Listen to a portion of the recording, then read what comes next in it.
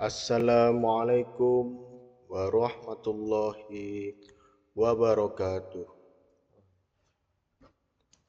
Perkenalkan, nama saya Muhammad Sultan Rafiuddin dari PAI kelas A. Pada hari ini saya akan menyampaikan tentang pentingnya sholat 5 waktu. Alhamdulillahirabbil alamin. Wassalatu wassalamu ala asyrafil anbiya'i wal mursalin Nabiyyina Muhammadin wa ala alihi wa sahbihi ajma'in. Amma ba'du. Saudara-saudaraku yang dirahmati oleh Allah, pada kesempatan mulia ini, marilah kita menyelami kedalaman makna solat 5 waktu melalui lensa syariat, melalui filsafat dan realitas kontemporer. Kita akan mengkajinya dari berbagai dimensi dengan merujuk kepada Al-Quran, hadis, serta pandangan ulama dan filsuf. Allah Subhanahu wa taala berfirman dalam surah Al-Ankabut ayat 45. Bismillahirrahmanirrahim. Utlu ma uhiya ilaika minal kitabi wa aqimis sholata. Inna sholata tanha 'anil fahsya'i wal munkar wa la dzikrullahi akbar. Wallahu ya'lamu ma tasna'un. Yang artinya, bacalah apa yang telah diwahyukan kepadamu, yaitu Alkitab Al-Quran, dan dirikanlah solat. Sesungguhnya solat itu mencegah dari perbuatan keji dan mungkar, dan sungguh mengingat Allah melalui solat adalah lebih besar keutamaannya daripada ibadah lain, dan Allah mengetahui apa yang kamu kerjakan. Ayat ini menegaskan bahwa solat bukan sekadar ritual fisik, melainkan instrumen transformasi spiritual yang seharusnya mencegah pelakunya dari kemungkaran. Namun, realitanya banyak orang yang rajin solat tetapi masih melakukan korupsi, ghibah atau maksiat lainnya. Disinilah pentingnya memahami hakikat solat sebagaimana diajarkan oleh Rasulullah SAW. Dalam hadis qudsi, Allah pernah berfirman, Inni qasamtu sholata baini wa baina abdi nisfaini wa li abdi ma sa'ala. Yang artinya, aku membagi solat antara aku dan hambaku menjadi 2 bagian, dan bagi hambaku apa yang dia minta. Riwayat hadis Muslim. Hadis ini mengisyaratkan bahwa solat adalah dialog intim antara hamba dengan Rabb-Nya. Ketika seorang hamba membaca Al-Fatihah, Allah menjawab setiap bacaannya. Ini adalah konsep yang sangat dalam. Solat sebagai medium komunikasi langsung dengan Sang Pencipta.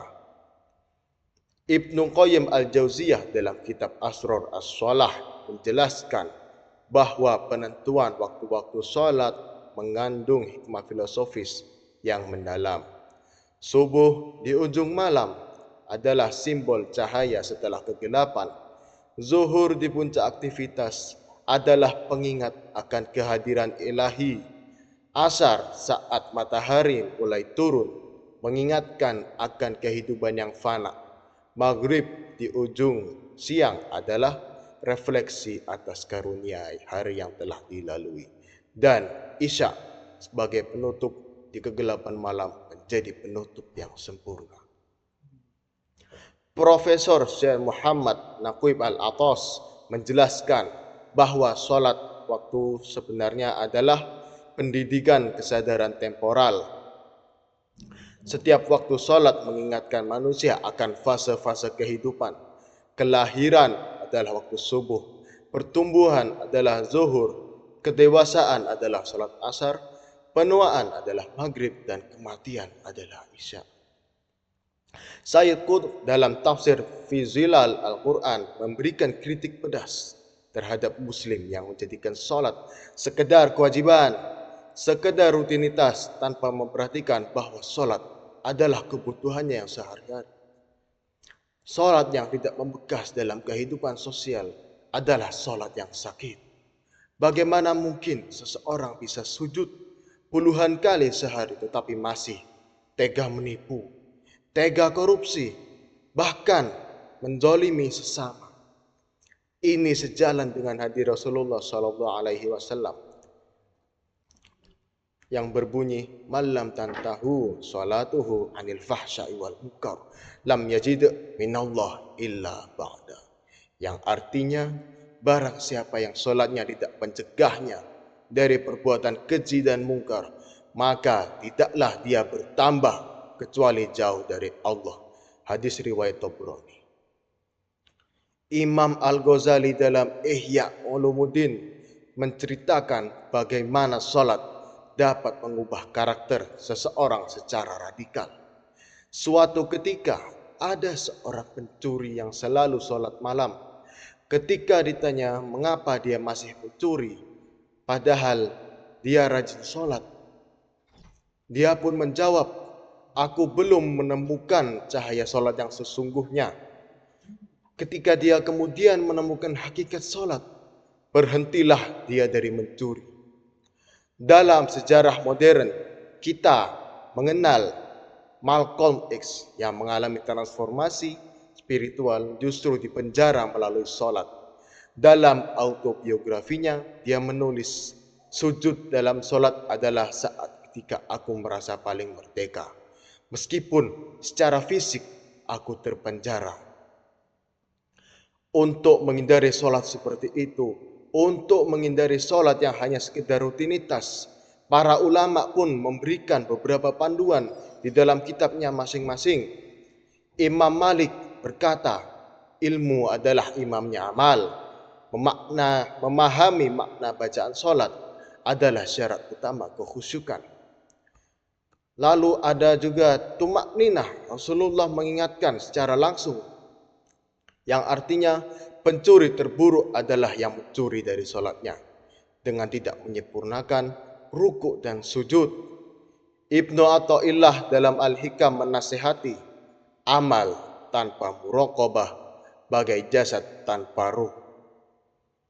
Maka sholat 5 waktu jika dihayati dengan benar adalah bentuk dari revolusi spiritual harian yang memiliki dampak tertentu dalam masing-masing aspek, layaknya quest di dalam game. Sebagaimana pesan Hasan Al-Basri, "Wahai anak Adam, salat adalah perkara yang bisa menghalangimu dari maksiat. Jika salat tidak menghalangimu dari maksiat, maka hakikatnya engkau belum melaksanakan salat." Salat 5 waktu merupakan ritual ibadah yang multidimensional, mengandung makna yang jauh melampaui sekadar gerakan fisik. Jadi bisa kita simpulkan bahwa salat adalah manifestasi penghambaan tertinggi, sarana dialog langsung dengan Allah Subhanahu wa taala, bukti ketundukan total pada Sang Cipta. Pembagian salat mengandung filsafat kehidupan manusia. Salat yang hakiki harus bertambah konkret pada akhlak dan kepekaan sosial. Tanpa itu, salat hanyalah menjadi ritual kosong. Salat 5 waktu adalah mikrokosmos, mencerminkan ketaatan, kesadaran, waktu dan tanggung jawab sosial sebagaimana sabda Nabi, "As-salatu imaduddin, faman aqamaha faqad aqamaddin, wa man tarkuha faqad hadumuddin." Yang artinya, salat adalah tiang agama. Barang siapa yang menegakkannya, maka ia telah menegakkan agama. Dan barang siapa meruntuhkannya, maka ia telah meruntuhkan agama. Allahumma ja'alna muqimas shalah wa min dzurriyyatina rabbana wa taqabbal du'a. Wallahu a'lam bishawab. Assalamualaikum warahmatullahi wabarakatuh.